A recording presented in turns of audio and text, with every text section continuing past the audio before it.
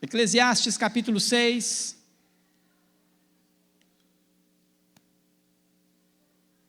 Um livro tão atual, irmãos, tão atual, tão precioso, e eu espero que você tenha sido edificado com as mensagens deste livro.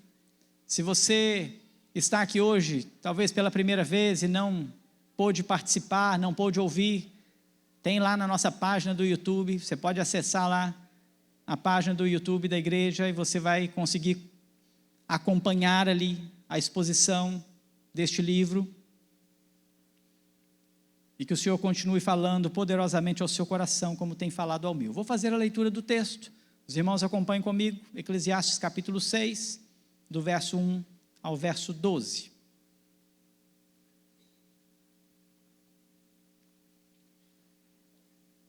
A palavra do Senhor diz: há um mal que vi debaixo do sol, e que pesa sobre os homens, o homem a quem Deus conferiu riquezas, bens e honra, e nada lhe falta de tudo quanto a sua alma deseja, mas Deus não lhe concede que disso coma. Antes, o estranho come. Também isso é vaidade e grave aflição. Se alguém gerar 100 filhos e viver muitos anos, até avançada idade, e se a sua alma não se fartar do bem, e além disso não tiver sepultura, digo que um aborto é mais feliz do que ele. Pois debalde vem o aborto, e em trevas se vai, e de trevas se cobre o seu nome. Não viu o sol, nada conhece, todavia tem mais descanso do que o outro. Ainda que aquele viva 2 vezes 1000 anos, mas não gozasse o bem. Porventura, não vão todos para o mesmo lugar? Todo o trabalho do homem é para a sua boca, e contudo nunca satisfaz o seu apetite. Pois que vantagem tem o sábio sobre o tolo? Ou o pobre que sabe andar perante os vivos? Melhor é a vista dos olhos do que o andar ocioso da cobiça. Também isso é vaidade, correr atrás do vento. A tudo quanto há de vir, já se lhe deu nome, e sabe-se o que é o homem, e que não pode contender com quem é mais forte do que ele. É certo que há muitas coisas que só aumentam a vaidade, mas que aproveita isso ao homem? Pois quem sabe o que é bom para o homem durante os poucos dias da sua vida de vaidade, os quais gasta como sombra? Quem pode declarar ao homem o que será depois dele debaixo do sol? Vamos orar? Feche seus olhos, curve sua cabeça, peça ao Senhor que fale ao seu coração. Pai querido, muito obrigado pela sua palavra, obrigado porque ela é viva e eficaz. Muitas vezes, Deus, eu creio que as pessoas fazem leitura da sua palavra e não conseguem compreendê-la, não conseguem ter a iluminação, e o que nós pedimos ao Senhor é que o Senhor ilumine os nossos olhos diante daquilo que o Senhor tem revelado por meio da sua palavra. Que a minha boca se cale, o teu Santo Espírito possa de maneira profunda falar ao nosso coração, em nome de Jesus, amém e amém. Meus irmãos, nós passamos por lutas, por problemas, isso é um fato. O Senhor Jesus disse isso no Evangelho de João, no capítulo 16, no verso 3, que no mundo nós teríamos aflições. A aflição faz parte da vida do homem. A aflição é algo que o pecado trouxe para a humanidade. O homem agora vive debaixo de lutas, o homem vive agora debaixo de cansaços, de enfados, o homem vive agora debaixo de contendas, debaixo de uma série de fatores que são desprezíveis e cansativos e desgastantes a nós. E eu poderia perguntar a você aqui, e você poderia me citar um personagem bíblico, e qualquer personagem bíblico que lhe vier à mente, passou por grande aflição, passou por grandes lutas. Se você olhar para Abraão, Abraão não só teve que sair da sua terra, da sua parentela, da casa do seu pai, para ir para uma terra que ele não fazia a mínima ideia, quando o dia que o Senhor lhe concede um filho, e o Senhor diz que é o filho da promessa, o Senhor vira para ele e fala assim, aqui vai lá e sacrifica o menino. Tempos de luta, tempos de angústias, de provas, de provações, que todo homem passa. Basta você olhar para a vida de Moisés, basta você olhar para a vida de Davi, basta você olhar para a vida dos profetas, você vai perceber que todos os homens tiveram lutas intensas, batalhas que fazem parte da vida humana. Mas o homem de Deus, aquele que tem o Senhor, ele tem o privilégio de que neste mundo de aflições, nós temos o privilégio de ter bom ânimo. Por que nós podemos ter bom ânimo? Porque o Senhor Jesus venceu o mundo. A nossa vitória, a nossa satisfação, o nosso descanso, tudo aquilo que o homem de Deus pode aproveitar, está em Cristo Jesus. Mas Salomão chega num ponto da história, aonde ele vai descrever novamente um homem sem Deus, um homem sem Jesus. Então, observe que no verso 6, no verso 1 do capítulo 6, ele vai iniciar então esse texto, dizendo que ele viu um mal debaixo do sol. Ele viu um grande mal debaixo do sol. Então, mais uma vez, principalmente para você que não esteve aqui nas outras exposições, quando Salomão diz debaixo do sol, ele está fazendo menção a algo que está separado de Deus. Porque para eles, naquele tempo, Deus estava acima, Deus é transcendente, então Deus estava no alto, e ele considera agora, aqui na terra, um olhar terreno, desconsiderando a presença de Deus, a graça de Deus. Quando ele olha para a humanidade de maneira natural, ele então vai chegar a uma conclusão, e ele mais uma vez descreve um grande mal. E observe que Salomão está dizendo assim: eu vi. Ele não leu, não contaram para ele, não foi uma história. Salomão está dizendo assim: olha, eu sou testemunha ocular, algo que eu presenciei, e eu quero registrar um mal, um grande mal que há debaixo do sol. E eu quero chamar esse mal de um grande abismo, porque eu quero trabalhar com esse tema com você nessa noite. O abismo de um homem sem Deus. Nós já vimos na história de Salomão, e ele, nos versos anteriores, no texto anterior, ele falou aqui das riquezas, do amor ao dinheiro, ele falou aqui das dádivas de Deus, de um Deus que dá ao seu povo, que dá àqueles que são dele, dádivas. Pessoas que o Senhor proporciona viver uma vida onde eles conseguem comer e beber do seu trabalho. Mas Salomão, ele já viu tantas coisas, e ele já viu aqui tanta maldade. Salomão já descreveu aqui toda a maldade do homem, toda a injustiça. Ele já descreveu aqui os poderes, homens gananciosos. Ele já mostrou que a humanidade tem um amor ao dinheiro tamanha que faz com que esse povo pereça diante dessa maldade. E Salomão agora ele olha para um homem que não tem possibilidade nenhuma de fazer nada além do que viver num abismo, porque ele está separado de Deus. Então lembre-se que o que Salomão está descrevendo agora, ele está falando de um homem totalmente sem Deus. E quando olhava esse texto, estudava esse texto, o Senhor me trouxe assim um temor tão grande, irmãos, porque nós temos visto muitas pessoas afundadas nesse abismo.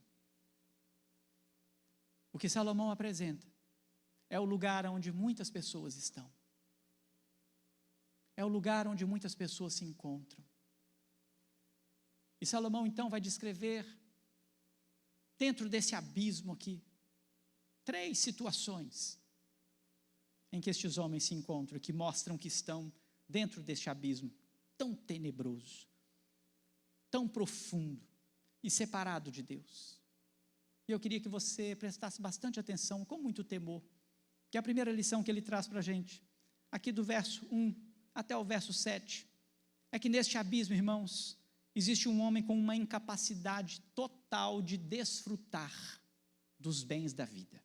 Olhe comigo, você pode ler comigo, do verso 1 ao verso 7, vamos lá, todos juntos, o texto diz: há um mal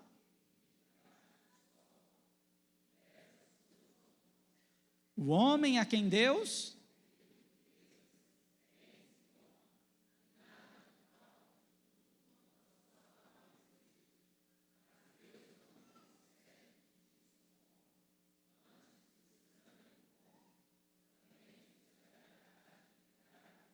Segura aqui, depois a gente vai ler o restante. Um mal que pesa.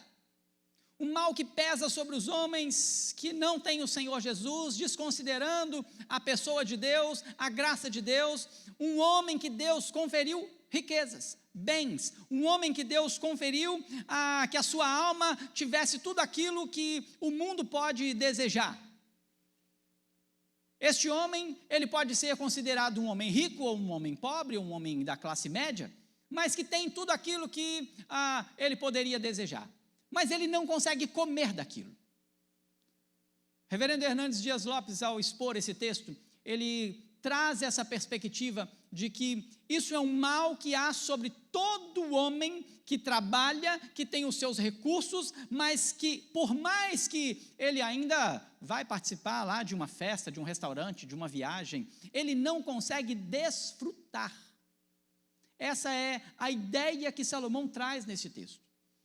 Este homem pode ser um homem muito rico, este homem pode ter muitas posses, este homem pode ir nos melhores restaurantes, este homem pode ter os melhores carros, pode fazer as melhores viagens, mas ele não consegue achar o contentamento naquilo que ele faz.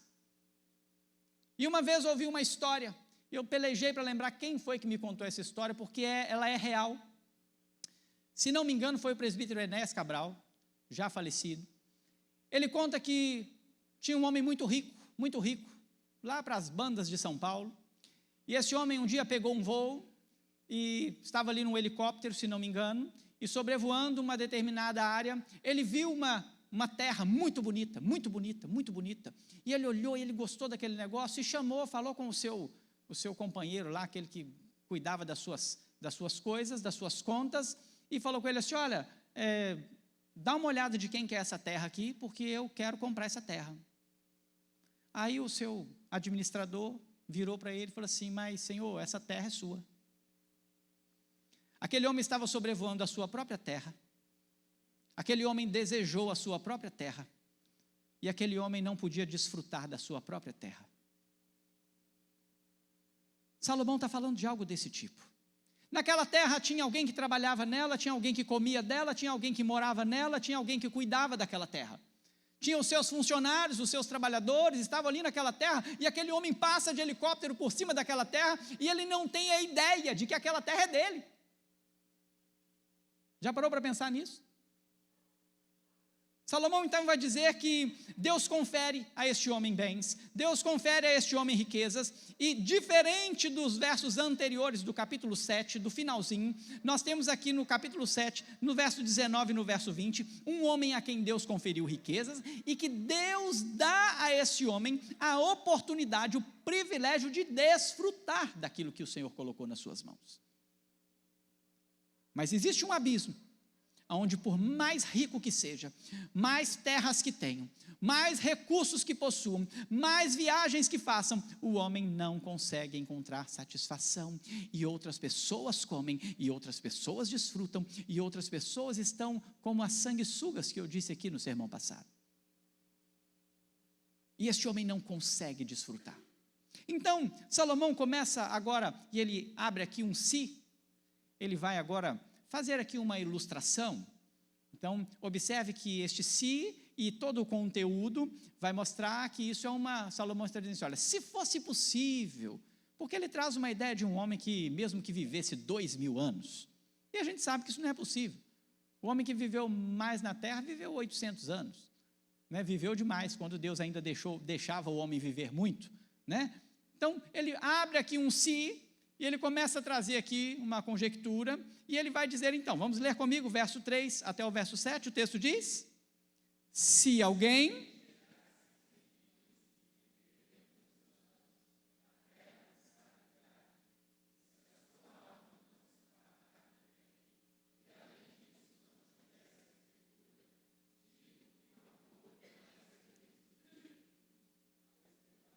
vem o aborto, e em trevas se vai. Não viu o sol,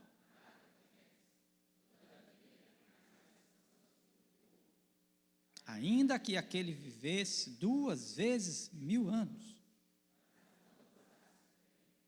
Porventura,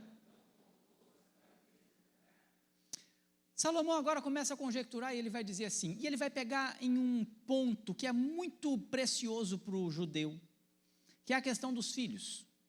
Então ele pega um homem que tem aqui 100 filhos, e ele vai dizer assim, olha, ainda que um homem tivesse 100 filhos, e por que ele traz a figura do filho? É só você ir lá no Salmo 127, porque o Salmo 127 vai dizer que a herança do Senhor são os filhos, fruto do ventre o seu galardão. Feliz o homem que enche dele a sua aljava. Feliz o homem que tem muitos filhos, porque ele não será envergonhado quando o inimigo estiver à porta, e quando ele tiver que guerrear com o seu inimigo à porta. Então, um homem que não tinha filhos, ele não era um homem próspero.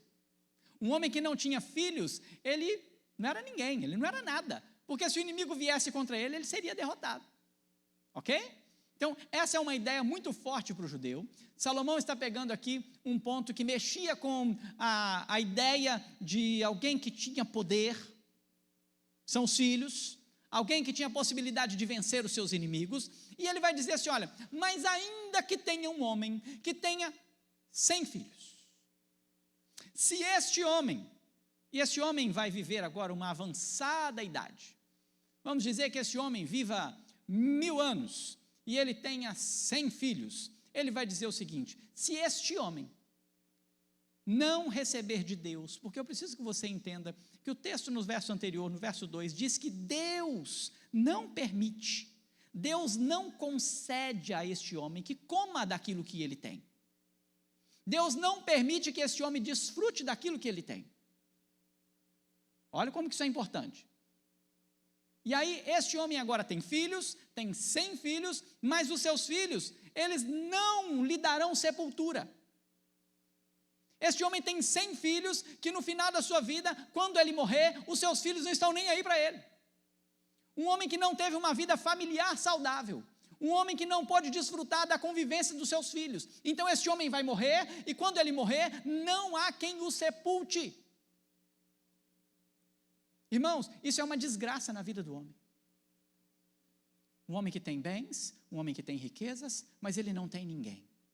Um homem que tem muitos filhos e não tem nenhum. Um homem que tem muitas posses, mas vive na pobreza e na miséria. Você já viu alguém rico pobre? Você já viu? Eu já vi. Conheço um senhor que as pessoas olhavam para ele e diziam assim, não, mas esse senhor nem parece que é tão rico, né, porque ele é tão humilde. As pessoas confundem as coisas. Aquele homem vivia, irmãos, na pobreza, sendo milionário, tendo muito dinheiro. E morreu, sabe como? Sem nada e sem ninguém. As filhas o colocaram no asilo.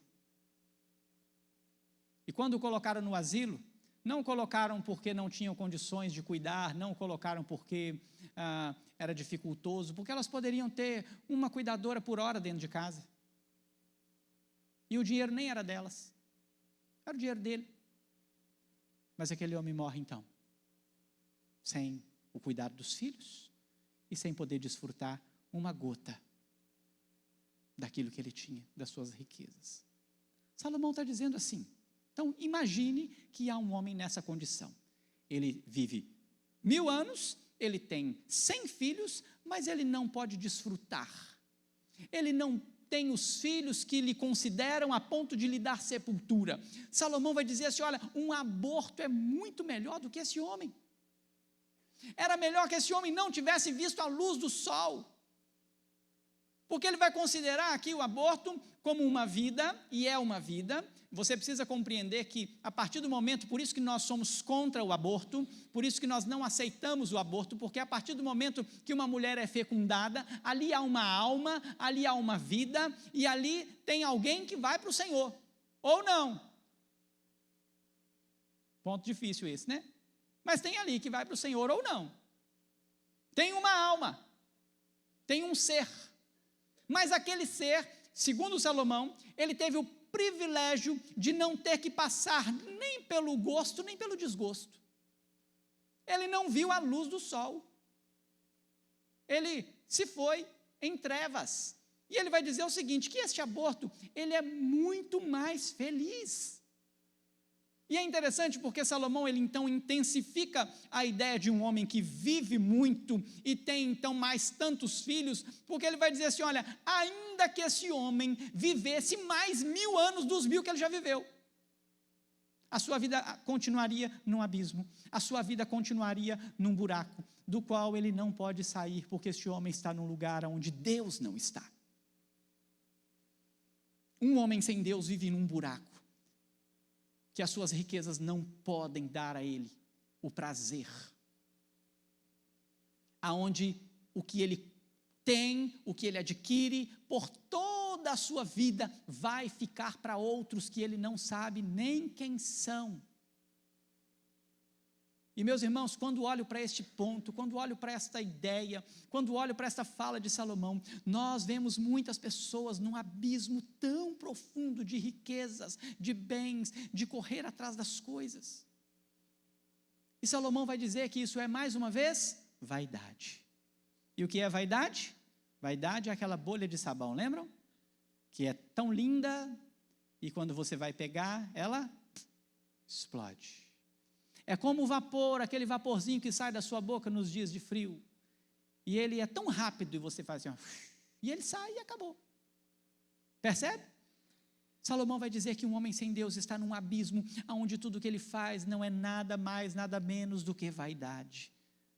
Este homem pode viver 1000 anos, este homem pode viver 2000 anos, este homem pode ter 100 filhos, este homem pode ter 200, 300, 400 filhos. A sua vida sem o Senhor, a sua vida sem a presença de Deus, uma vida apenas debaixo do sol, é uma vida de vergonha, é uma vida de fracasso, é uma vida que não tem sepultura. Perceba, irmãos, que o sucesso para a sociedade dos nossos dias, se você olhar e falar assim, quem é uma pessoa bem-sucedida? Se eu perguntar para você aqui, você conhece uma pessoa bem-sucedida? Eu conheço várias. E eu posso dizer que estão aqui, ó, sentado aqui. Que aqui no nosso meio tem pessoas bem-sucedidas. E você vai pensar assim, ô pastor, mas essa pessoa que você pensou aí nem tem dinheiro. Porque quando nós pensamos em uma pessoa bem-sucedida, a gente pensa em quê? O que a gente pensa, irmãos? Dinheiro. Você imagina que uma pessoa bem-sucedida é uma pessoa que tem dinheiro. E Salomão vai dizer assim, olha, pode ter o dinheiro que for. Uma pessoa que está afastada de Deus, uma pessoa que Deus conferiu-lhe riquezas, Deus também pode não conceder a ela que goze dessas riquezas, que desfrute dessas riquezas. Isso é muito sério, irmãos. Por isso que quando Jesus vai falar sobre as nossas necessidades, sobre aquilo que nós queremos, básico, e Jesus vai dizer assim, olha, por que andais ansiosos quanto o que haveis? De comer, de beber, de vestir. Por que vocês andam ansiosos com essas coisas? Jesus então, ele vai declarar que as aves do céu, os lírios do campo, todos eles, as aves dos céus, elas não plantam, elas não colhem, elas não ajuntam em celeiros, elas têm aquilo que o Senhor dá para comer diariamente. Os lírios do campo, nem Salomão, esse homem aqui, ó, Jesus vai falar sobre ele, nem Salomão em toda a sua glória se vestiu como os lírios do campo. Vocês já perceberam isso? Nós estamos tratando o sucesso de uma maneira muito equivocada. E as pessoas então estão se enfiando num abismo por causa de uma busca de um sucesso. As pessoas estão indo para um abismo profundo, profundo e cada vez mais profundo, e as águas impetuosas que nós lemos no Salmo 42, estão afundando ele cada vez mais, e ele está sendo afundado cada dia mais, por causa dos seus desejos, por causa da sua ganância, que Salomão vai dizer nos versos anteriores, no capítulo 5, dos males, por causa do amor ao dinheiro, por causa desse fracasso, que é amar o dinheiro. As pessoas estão afundando.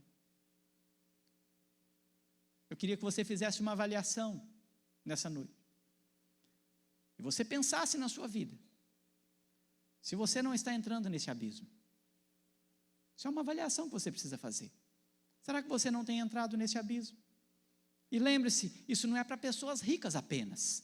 pessoas com muitas posses apenas. Quando nós olhamos para os versos anteriores, para o capítulo anterior, nós vamos ver que o amor ao dinheiro, esse amor ao dinheiro está em todas as classes. Então, você tem o seu salário lá, e você não se contenta com o seu salário, e você quer mais, então aquele que ganha 1.000 quer 10, ele passa a ganhar 10, ele quer 100, ele passa a ganhar 100, ele quer 1.000, e não há contentamento, porque ele não está satisfeito com aquilo que o Senhor tem lhe dado. O amor ao dinheiro, ele é uma tristeza na vida do homem. E Salomão já disse isso nos versos anteriores. Só que agora ele vai dizer que o homem então entra num abismo. Ele entra num buraco, que sem Deus, ele não pode sair. Mas ele vai tratar de um outro assunto então. Então primeiro ele vai falar desta incapacidade de desfrutar dos bens, porque Deus, o próprio Deus disse, não vai. Eu te dou, você tem, mas você não vai desfrutar. Outro vai comer. Aí ele vai tratar então da insatisfação. Quando ele chega então no verso 7 e no verso 8, ele começa a trabalhar então a insatisfação que há na vida deste homem que está nesse abismo. Então nesse abismo tem a incapacidade de desfrutar, mas também tem muita insatisfação. Vamos ler comigo, verso 7 ao verso 9. O texto diz: todo o trabalho do homem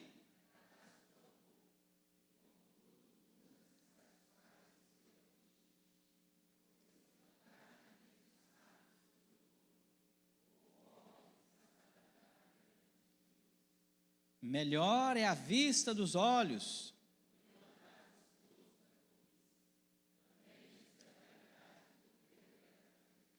Ótimo.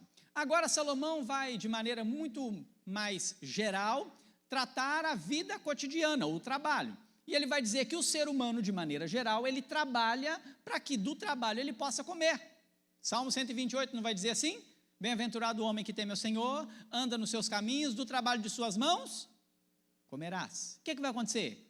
Feliz serás e tudo te irá bem. Pronto. Salomão, então, ele certamente tem ciência daquilo que havia sido escrito. Salomão, ele compreende que o trabalho é para o alimento da boca. Você trabalha para comer, você trabalha para sustentar a sua casa, você trabalha para que a sua vida, então, possa fluir com um propósito. Mas ele começa a dizer aqui agora que do trabalho do homem, que era para a boca, não há satisfação. Ele nunca encontra satisfação, ele nunca encontra um lugar onde ele se completa. Num abismo onde Deus não está, o homem trabalha, e ele não consegue compreender o seu limite. Ele ganha 1.000 hoje e ele não está satisfeito. Amanhã ele ganha 10.000 e ele continua insatisfeito. Depois ele ganha 100.000 e ele continua insatisfeito. E quando eu olho para esse texto, e eu penso na nossa vida, na vida do ser humano, dos nossos dias, por isso que eu disse que esse livro é muito atual, ele é muito presente, porque isso faz parte de toda a história da humanidade. Nós vamos perceber o seguinte: você tem trabalhado para quê? Queria que você pensasse nisso. Você levanta de manhã e você vai para o seu trabalho, e você trabalha até sabe lá que horas, e você volta para a sua casa, e então você descansa, e no outro dia você torna ao seu trabalho. Você trabalha para quê? Chega no final do mês, talvez aqueles que recebem por mês, aquele que recebe por quinzena, tem os profissionais liberais aí que recebem por aquilo que produzem, e você então trabalha, e você recebe, e você faz o que com isso? E qual é a sua perspectiva de vida? Há poucos dias eu perguntei aqui qual era o seu projeto de vida. Qual era o seu projeto de vida familiar, profissional, financeira e espiritual? Salomão vai dizer que este homem trabalha e ele trabalha para comer. Porque o trabalho é para manter a sua vida, manter a sua casa, para que este homem então viva debaixo de um propósito, porque o nosso propósito, irmãos, não é trabalhar e comer. Esse é o propósito da sua vida? Você vive para isso, trabalhar e comer? Salomão vai dizer que o trabalho ele vem para sustentar a gente, esse é o meio do nosso sustento, mas esse não é o propósito da nossa vida. Esse não é o fundamento da nossa vida. Mas ele está dizendo que um homem sem Deus, ele deveria então trabalhar e comer, porque ele não tem Deus na sua vida, ele não tem uma perspectiva de Deus, então a sua vida é simplesmente para trabalhar e comer. E quando esse homem faz isso, ele não encontra satisfação. Ele não encontra um lugar para parar. Ele não encontra um limite. Não, eu vou até aqui. Então nós pensamos o seguinte, nós temos hoje no Brasil, infelizmente, nós não temos mais uma perspectiva de aposentadoria, ok? Então, a aposentadoria hoje é uma coisa muito complicada para nós, para o nosso povo, para o nosso tempo. Mas, quando se esperava uma aposentadoria, esperava-se o quê? Que essa pessoa agora não tivesse mais que ter o desgaste do seu trabalho, que trabalhou por toda a sua vida, e agora ela pudesse então desfrutar de todos os seus anos de trabalho, e pudesse então agora viver uma vida mais em paz, mais tranquila, e desfrutar disso, principalmente os crentes, para a obra de Deus, para o trabalho do Senhor, para uma vida com o Senhor. Irmãos, como é a vida dos nossos aposentados? É uma correria atrás da outra. É um leão por dia. É uma batalha por dia. E qual é o propósito disso? E qual é o fundamento disso? Talvez você não seja a pessoa que está num abismo, onde você vai ter ali e não vai comer do que tem. Talvez você esteja num abismo, onde você nunca está satisfeito com aquilo que lhe é dado. Talvez o seu abismo é que você tenha que trabalhar. E aí Salomão ele vai dizer aqui o seguinte, ele diz assim, olha no verso 8, pois que vantagem tem o sábio sobre o tolo?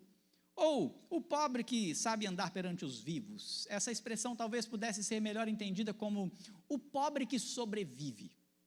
Você já viu um pobre que sobrevive? Tem gente que é assim, você não sabe como que ele está vivo. Porque quando você olha a condição, por exemplo, do nosso país, e você vai no supermercado e você percebe que uma compra para 2, 3 pessoas é um valor X, ok? Aí você vai na casa de alguém, de um lugar bem de periferia mesmo, uma pessoa que está numa condição bem humilde, e você pensa assim, essa pessoa tem 8 nessa casa, ela sobrevive como? Ela vive como? Ela come de quê? E outra coisa, você vai perceber que ímpio, a bebida não para de ser consumida. Então você tem uma pessoa, irmãos, que não tem salário. Você tem uma pessoa que não tem dinheiro, que vive de bolsa, sabe lá o quê? Bolsa disso, bolsa daquilo outro. E ele está ali numa vida onde a sua vida é cheia de álcool, de drogas. E tudo isso tem que pagar. De onde é que vem esses recursos? De onde é que vem essas coisas? Você tem um pobre que está sobrevivendo numa miséria terrível. E este pobre, segundo a ideia que Salomão está colocando aqui, a sua vida é para isso. Ele trabalha, ou ele não trabalha, ele pega ali o que ele tem, sei lá, pede, é pedinte, faz o que tiver que fazer, mas para fazer o quê? Para gastar naquilo que é supérfluo, perverso, o álcool, a bebida, e sabe lá o que for. E essa pessoa faz o que dia após dia? Ela continua buscando isso, e ela vai se enfiando num abismo com isso, e ela nunca tem satisfação, e ela nunca tem contentamento, e a sua vida vai sempre se degradando num abismo sem fim. Salomão vai dizer assim, não adianta você ser sábio, se você não tem satisfação. De repente você tem muito estudo, de repente você encheu a sua parede de diplomas, mas você não encontra satisfação. A insatisfação é um abismo que tem consumido o ser humano sem Deus. E o que tem me preocupado é porque nós olhamos para a igreja, irmãos, e nós julgamos que os nossos irmãos estão debaixo de uma promessa. Eu olho para vocês aqui e eu julgo então que nós somos fiéis ao Senhor, que nós somos servos do Senhor, que nós tememos ao Senhor. Mas eu preciso que você faça uma avaliação, e você pense, será que você tem estado satisfeito? Será que você tem encontrado contentamento? Sabe por quê? E aí eu quero que você compreenda bem isso. A nossa vida é uma vida corrida, sim ou não? Por que a nossa vida é corrida? Você está correndo por quê? Você está correndo por causa das coisas de Cristo? Ou você está correndo por causa das coisas supérfluas? Você está correndo para levar o evangelho aonde precisa ser levado? Ou você está correndo atrás do vento, da vaidade, para ter coisas que outros vão comer, Pensa nisso, irmão. Nós não temos tido tempo para as coisas de Deus. Nosso tempo tem sido consumido com o supérfluo. O nosso tempo tem sido consumido com um trabalho em busca de algo que não nos satisfaz. Você já parou para pensar nisso?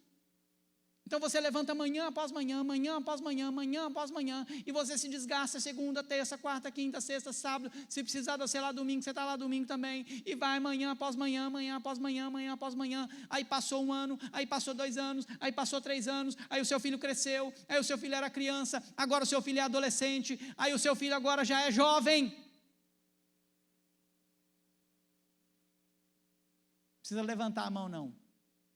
Mas muitos aqui já têm filhos jovens.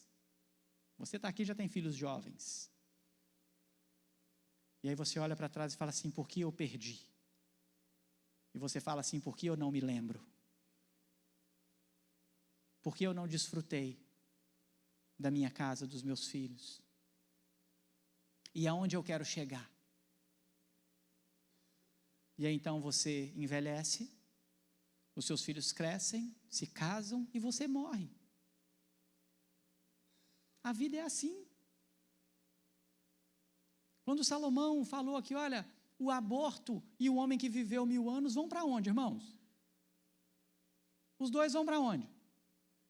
Para o pó, para a sepultura. Pensem que Salomão, ele tem uma preocupação com a vida em vista da morte.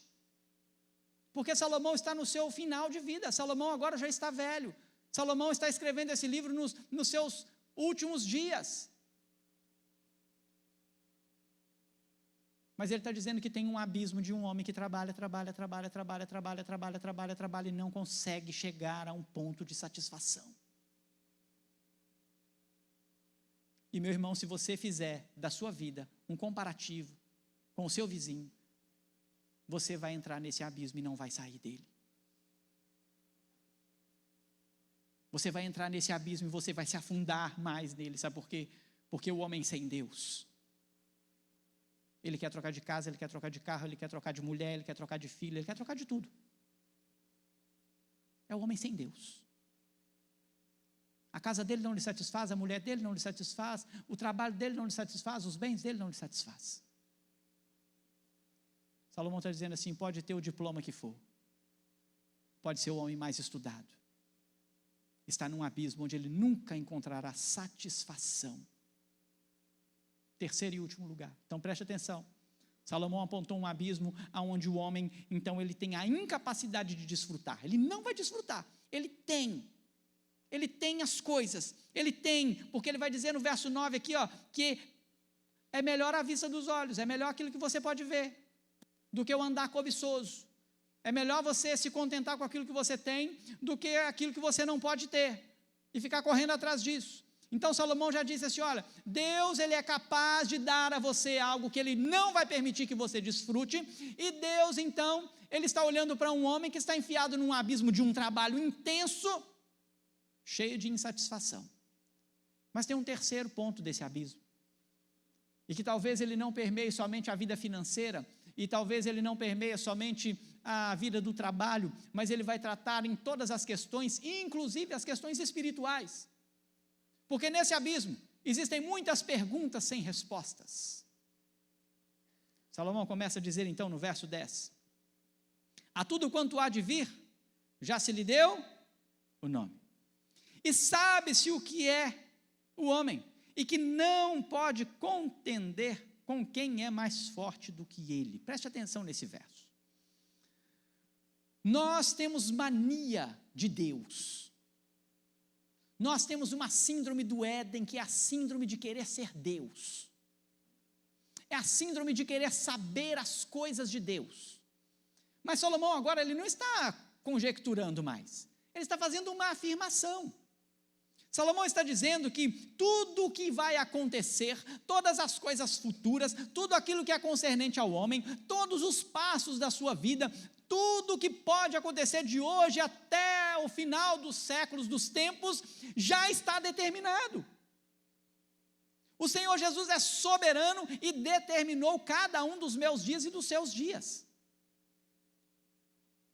Nós precisamos compreender a soberania de Deus, e um homem que está num abismo sem Deus, ele não consegue compreender a soberania de Deus, ele começa a discutir com Deus, ele não aceita as repreensões de Deus, ele não aceita as correções de Deus, ele não aceita as ordens de Deus, ele não aceita nem as bênçãos de Deus, porque ele quer fazer aquilo que lhe apraz, porque tem muitas pessoas que Deus abençoa, e ela acha isso pouco. E eu vou te falar uma das coisas que nós achamos pouco. Você acordou hoje ou não? E você acha isso um pouco? Nós achamos pouco, irmão. Você sabe por que a gente acha pouco? Porque a gente acostumou a acordar todo dia. Você acostumou a levantar de manhã respirando. Você acostumou. Isso parece que é uma coisa normal, parece que é direito seu. O ser humano acha que ele tem direito de levantar de manhã, acordar e pronto, e vão viver a vida. Ele acha que ele tem direito. Quem é que dá a vida, irmãos? Quem é que tira a vida? Então nós temos direito de nada. Nós não podemos nada. Se você levantou, você tem que levantar sua mão para o céu e falar: Senhor, obrigado que eu acordei. Senhor, obrigado porque eu estou respirando. Nós estamos vivendo nos dias onde as pessoas estão vivendo enfermidades, e tem pessoas questionando a Deus: por que eu estou doente? Ah, porque eu? Ah, porque na minha casa? Irmão, o Senhor é aquele que dá a vida, o Senhor é aquele que tira a vida. Satanás estava na presença de Deus, no dia em que os filhos de Deus se apresentavam diante dele. Satanás apareceu lá naquela reunião, e Deus então se dirige a Satanás e diz assim: viste o meu servo Jó? Satanás foi lá perguntar por Jó, não, irmãos. Satanás não foi lá brigar com Deus e falar assim: você tem um homem lá na terra, que esse homem aí, você deu muita coisa para ele, esse homem está desfrutando de muita coisa boa lá, vamos dar uma mexida com esse homem. Não foi Satanás que fez isso, não. Deus chama Satanás, que é uma criatura de Deus. Deus é dono de Satanás, e Deus apresenta Jó, fala assim: você viu meu servo Jó? Homem íntegro, reto, e que se desvia do mal. Aí Satanás começa a jogar as dele. Ah, mas esse homem também, né? Lá como é que o senhor trata ele? Esse homem tem tudo? Problema não, pode ir lá. Pode tirar tudo dele. Quando Jó perde tudo, o que é que Jó falou, irmãos? Como que ele veio ao mundo? Eu vim nu ao mundo. E nu eu vou voltar. Eu volto para a terra do jeitinho que eu vim. O Senhor deu, o Senhor tomou. Louvado seja o nome do Senhor. Neste abismo tem perguntas sem resposta. Sabe por quê? Porque quando Deus põe uma enfermidade, Ele não tem que responder a você porque que Ele permitiu que a enfermidade chegou em você. Jó chega a um ponto que ele começa a fazer perguntas para Deus, e Jó faz dezenas de perguntas para Deus. Jó começa a questionar Deus. Jó, um homem temente a Deus. Jó, ele não blasfemou contra Deus. Ele simplesmente começou a questionar Deus. Você sabe que Deus não respondeu Jó em nenhuma das perguntas dele? Quando Deus começa a falar com Jó, sabe o que Deus faz? Deus fala assim: ô Jó, deixa eu te perguntar um negócio aqui. Onde você estava quando eu comecei a colocar os fundamentos da terra? Você estava onde? Quem é você, Jó? Me explica quem é você. Nós estamos falando de Jó, irmãos, não estamos falando de nós, não, porque eu sou uma gota perto de Jó, uma vírgula. Posso nem sonhar querer me comparar a Jó. Deveria. Nós estamos falando de Jó, e Deus começa a falar com ele assim: você está questionando o que, Jó? Você está falando o que, Jó?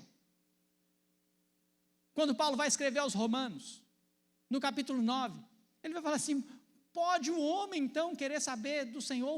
O barro pode questionar o oleiro: por que você me fez assim? Por que as coisas são desse jeito? Nós então começamos a questionar a Deus, e Salomão vai dizer que neste abismo há perguntas que nunca vão ser respondidas, não há respostas, e o homem vai continuar contendendo com Deus, mas o homem não pode, porque Deus é mais forte do que você. Deus é mais forte do que o homem. Deus é Deus, Ele é soberano, e não há quem possa contender com Ele. Aí Salomão vai chegar no verso 11, e ele vai dizer assim: olha, é certo que há muitas coisas que só aumentam a vaidade, mas que proveita o homem?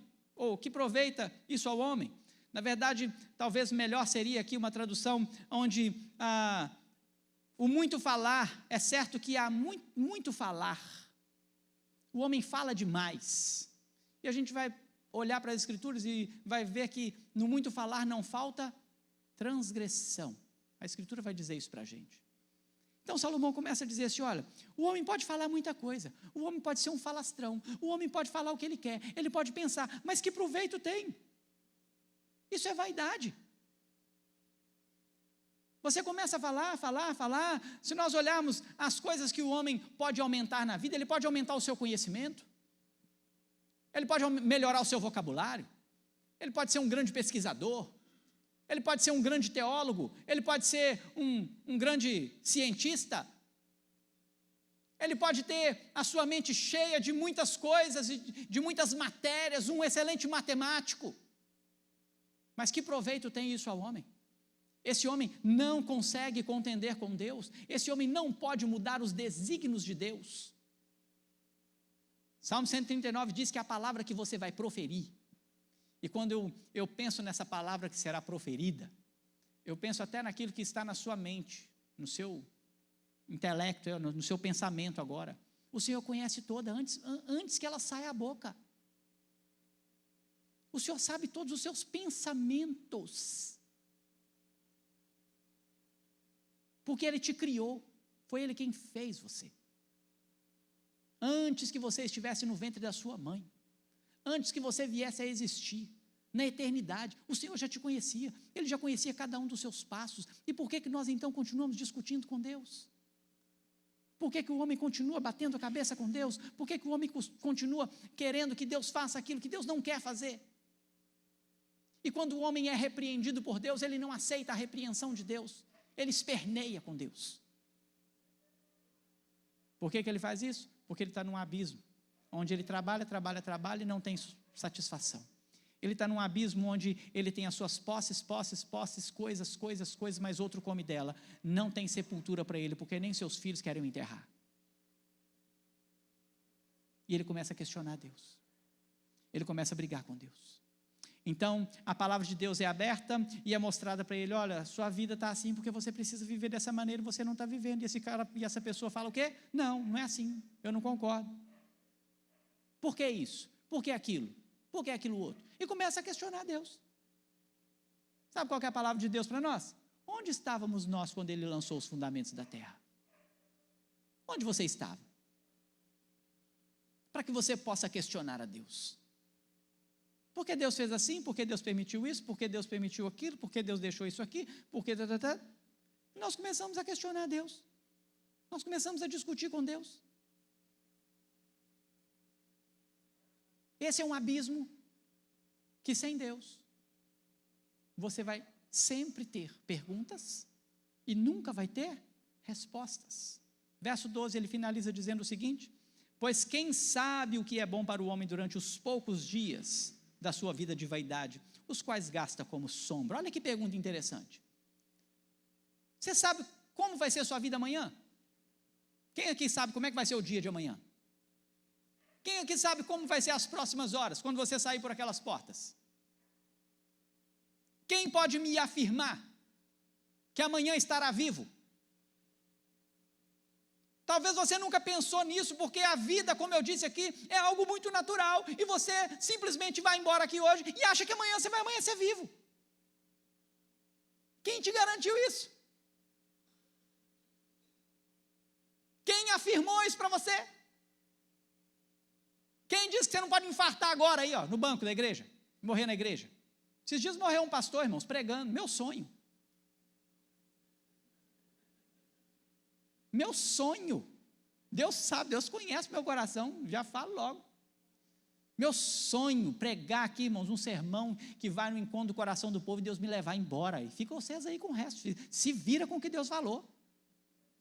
E eu estou indo embora, estou indo para a glória. Perfeito. Quem pode garantir que você não vai sair por aquela porta e não vai morrer? Quem sabe? Salomão faz essa pergunta para nós. Mas nós estamos achando que somos eternos, irmãos. Nós estamos trabalhando e juntando dinheiro para um tempo que a gente não sabe que existe, porque ele não existe. E aí você junta e morre. Salomão diz o quê? Vai ficar para quem eu não sei. Meu filho, se está aí, eu não sei se ele vai fazer bem ou mal com esse dinheiro que vai ficar. Ele já falou isso nos capítulos anteriores. E você não viveu e você não desfrutou. Não desfrutar é um abismo. Não encontrar satisfação naquilo que trabalha e naquilo que possui é um abismo. Questionar a Deus sobre o que Deus é e o que Ele faz e como Ele faz e por que faz é um abismo. E ele vai fazer então uma última pergunta: quem pode declarar ao homem o que será depois dele, debaixo do sol? Aí você morre e você fala assim: não, porque eu vou morrer. É igual eu falei aqui, né? Vou pregar, morri, infartei, a mensagem que ficou, vocês se viram com ela, eu não sei o que vai ser dela. Ela pode chegar ao coração de vocês ou não. Porque não sou eu quem faz isso. A obra quem faz é o Espírito Santo. A palavra é ministrada. O agir é de Deus. Mas por que Deus não fez a mesma obra no coração de todo mundo que ouviu a palavra aqui? Porque Deus é Deus e essa resposta não é nossa. E não cabe a mim nem a você. Talvez você veja a pessoa que tem muito tempo de igreja, mas que talvez nunca se fez membro de uma igreja, por exemplo. Mas é um excelente participante, uma pessoa. Não sei por quê. Eu não tenho resposta. Tem pessoa que ouve a palavra uma vez, o coração dela é tomado e é pegado, e o Espírito Santo faz a obra. Não sei por quê. Não sei como. Nosso papel não é tentar descobrir os desígnios de Deus. Nosso papel é cumprir as ordens de Deus. Agora, eu não poderia parar aqui, irmãos, e simplesmente deixar você ir embora com um abismo cheio de desastres. Nós precisamos saber que tem alguém que pode tirar a gente desse abismo. E o nome desse alguém é quem? É Jesus Cristo. Jesus é aquele capaz de tirar você do abismo da insatisfação, do abismo de não poder desfrutar dos bens da vida. Tem gente que não consegue saborear a comida que come, irmãos. Pode ir no restaurante mais luxuoso, não consegue desfrutar da comida que come. Tem pessoas que estão cheias de perguntas, e estão vivendo uma vida de fracasso, porque estão com tantas perguntas, que não param para ouvir as respostas. Mas Jesus é a nossa resposta. Jesus, Ele é o caminho, Ele é a verdade, Ele é a vida, Ele é aquele que traz as respostas que nós precisamos. Aquele que está num abismo precisa compreender o que Pedro diz na sua primeira carta, no capítulo 2, no verso 9. Pedro vai dizer que Ele nos tirou do império das trevas. Ele nos tirou do abismo. Ele nos livrou da morte. Nós que somos raça eleita, sacerdócio real, nação santa, povo de propriedade exclusiva de Deus. Nós somos esse povo aí, está aí, a fim de proclamar as virtudes daquele que nos chamou. Nós somos chamados, nós somos tirados, nós somos arrancados do abismo. E quando você é arrancado do abismo, você começa a desfrutar das coisas que Deus coloca na sua mão. Você precisa ter satisfação num prato de comida, seja você rico ou pobre. Você precisa ter satisfação na vida e na convivência com os seus filhos, estejam eles enfermos ou não. Ou você é enfermo ou não.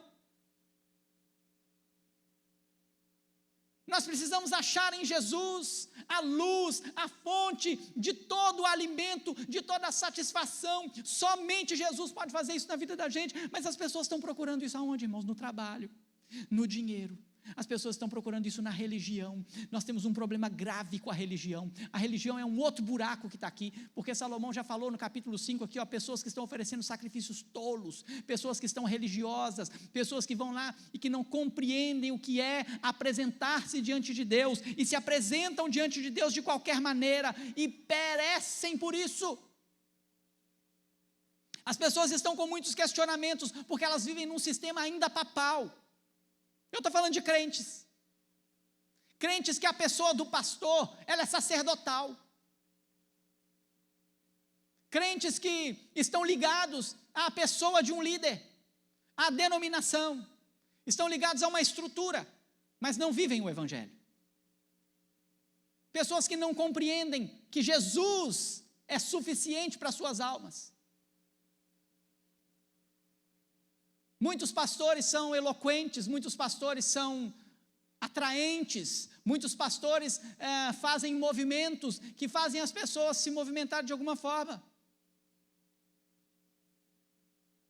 e que nem sempre é a luz de Cristo.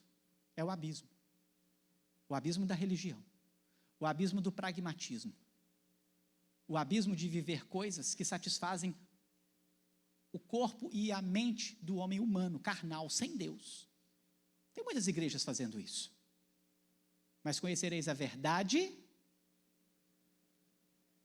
Quem que vai libertar você? A verdade. Quem é a verdade? Jesus Cristo. Jesus é a verdade que liberta a gente do abismo. Jesus é aquele que tira a gente do abismo de mentiras, de engano. Jesus é aquele que traz todas as respostas que nós não podemos ter. Esse é Jesus.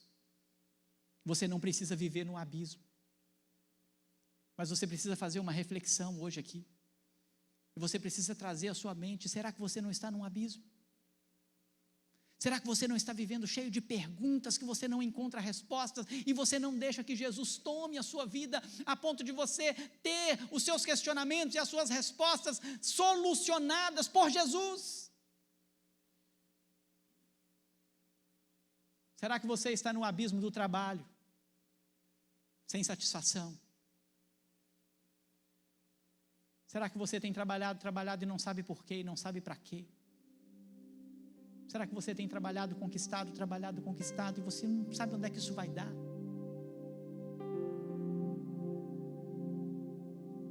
A minha pergunta para você hoje é: você sabe aonde você está? Você já encontrou a luz? Você já encontrou a saída? Você já encontrou a satisfação? Talvez você está amarrado num abismo de religiosidade, oferecendo sacrifícios tolos, oferecendo um culto que não chega nem, não bate nem nesse forro aqui, quanto mais no telhado ali, não vai chegar no céu nunca. E você gasta, e gasta, e gasta, e gasta, não chega a lugar nenhum. O Senhor Jesus quer tirar você de um abismo de religiosidade e trazer você para a luz, aonde você vai apresentar o seu corpo como sacrifício vivo, santo e agradável a Deus, que é o seu culto racional. Eu sei o que eu estou fazendo. Eu não dependo do pastor. Eu não dependo do líder fulano. Eu não dependo do movimento. Eu não dependo da estratégia. Eu não dependo da propaganda. Eu sou dependente de Cristo. Você já parou para pensar nisso? Irmãos, desamarra, tira as algemas dos dogmas, arranca fora. Jesus tem que ser suficiente na vida da gente. Se Jesus não for suficiente na sua vida, você vai se encontrar num abismo de trevas. você vai se encontrar num abismo que você não vai conseguir desfrutar de nada que você tem. Se Jesus não for suficiente na sua vida, você vai trabalhar e vai morrer de trabalho e nunca vai se contentar com nada. E você não vai saber nem por que está trabalhando. Se você não deixar que Jesus ilumine a sua vida, você vai se encontrar num abismo de perguntas que você não vai conseguir responder. Perguntas. E o Senhor Jesus não vai te responder, a não ser que você então seja alcançado por Ele, tenha um encontro com Ele. E ainda assim, mesmo com Jesus, Ele responde aquilo que nos é necessário. Tem muita coisa que nós não vamos saber. Um dia nós vamos nos encontrar com o Senhor na glória. Então nós estaremos plenamente satisfeitos, regozijados, sem nenhuma dúvida, sem nenhuma dor, sem nenhum sofrimento. Então larga essas dúvidas agora e fala com o Senhor Jesus: Jesus, eu não quero mais ficar questionando o Senhor. Eu quero o Senhor.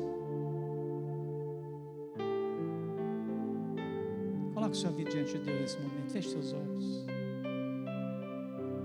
Faça a sua oração.